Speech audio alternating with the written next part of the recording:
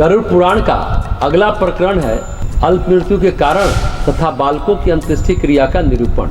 श्री गरुड़ ने कहा, हे प्रभु, वेद का यह कथन है कि अकाल में किसी की मृत्यु नहीं होती, तो फिर राजा या क्षत्रिय ब्राह्मण किस कारण से अकाल मृत्यु को प्राप्त होते हैं? ब्रह्मा ने जैसा पहले कहा था वह सत्य दिखाई देता है। हे भगवान, वेदों में यह कहा गया है कि मनुष्य 100 वर्षों तक जीवित रहता है। इस भारतवर्ष में ब्राह्मण, क्षत्रिय और वैश्य वर्णावली द्विजातियां शुद्ध और मलेच्छ रहते हैं। किस कारण ये कली काल में ये गतायु नहीं देखे जाते हैं? बालक धनवान, निर्धन, सुकुमार, मूर्ख, ब्राह्मण, अन्य वर्ण वाले, तपस्वी, योगी, महान, सर्वज्ञानरत, लक्ष्मीवान, धर्मात्मा, अद्वितीय पराक्रमी जो कोई भी हो, इस वसुधा तल पर अवश्य मृत्यु को प्राप्त होते हैं। इनके गर्भ में आने के साथ ही इनके पीछे मृत्यु लगी रहती है। इसका क्या कारण है? तो श्री भगवान ने कहा, हे महाज्ञानी गरुड़, तुम्हें साधुवाद है, तुम मेरे प्रिय भक्त हो, अतः प्राणी की मृत्यु से संबंधित गोपनीय बातों को सुनो।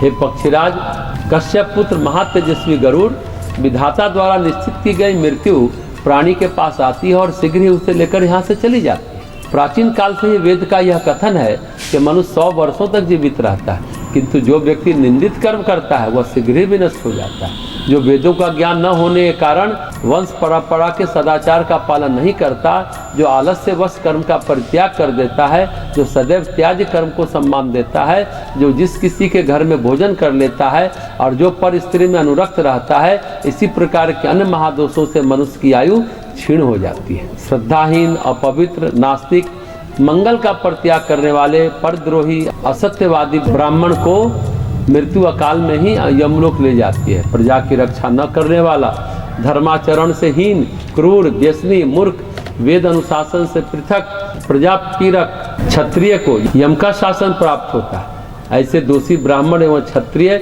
मृत्यु के वशीभूत हो जाते हैं और यम यातना को प्राप्त करते हैं। जो अपने कर्मों का परित्याग तथा जितने मुख्य आचरण है उनका परित्याग करता है और दूसरों के कर्म में निरत रहता है, वह निश्चित ही यमलोक जाता है। जो शूद्र द्विज सेवा के बिना अन्य कर्म करता है वह यमलोक जाता है। तदंतर वह उत्तम, मध्यम या अधम कोटियों से यमलोक में पहुंचकर दुख भोगता है।